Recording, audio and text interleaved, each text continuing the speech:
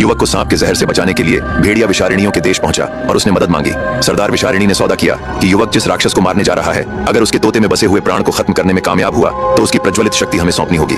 भेड़िया कर भी क्या सकता था, उसने युवक की जान बचाने के लिए सौदा मंजूर कर लिया। तब विषारिणी भेड़िए की गुफा में आई जहां युवक जीवन मृत्यु से लड़ रहा था। उसने अपनी उंगली के नाखून से अपने सिर का थोड़ा सा नीला गूदा निकाला और युवक के घाव पर लगाया। क्षण भर में घाव से धुआं उठने लगा और काला जहर बाहर निकलकर जमीन पर टपकने लगा। युवक ने पहली बार आंखें खोली। वह खोई हुई आवाज में बोला, मैं बच गया। विषारिणी बोली, हाँ, लेकिन अब तुम्हारी असली परीक्षा शुरू होती है। राक्षस के तोते में बसे हुए प्राण को अगर तुम मारने में कामयाब होते हो तो उससे निकलने वाली जीवन मृत्यु चक्र ऊर्जा मुझे देनी होगी। युवक बोला, आपकी कृपा से मेरी जान बची है, मैं इस उपकार का बदला जरूर चुकाऊंगा। उस राक्षस ने लड़की को वर्षों से कैद कर रखा है, मैं उसे भी आजाद कराऊंगा। तभी विषारिणी ने एक और भयानक बात कही। उसने कहा, जिस लड़की को तुम बचाने चले हो वह जन्म से मनुष्य नहीं है, वह राक्षस वरुणाग की बनाई हुई माया नारी है, एक जादुई स्त्री जिसका अस्तित्व उसी के जादू से बंधा है। अब ध्यान से सुनो, यहाँ से 2.5 दिन की दूरी पर विषधारों का देश समंदाल है। वहाँ की राजकुमारी विषकन्या बहुत ही सुंदर थी। उसके बोलने पर ऐसा लगता था जैसे बसंत आ गया हो। उसकी सुंदरता के चर्चे कई राज्यों में फैले थे। लेकिन एक दिन राक्षस वरुणाग ने बाग में विचरण करती हुई राजकुमारी विषकन्या को देखा। उसकी मोह में राक्षस बंध गया। वह छुप छुप कर नजर रखने लगा कि राजकुमारी को कैसे अपना बनाए, और एक रात वही हुआ।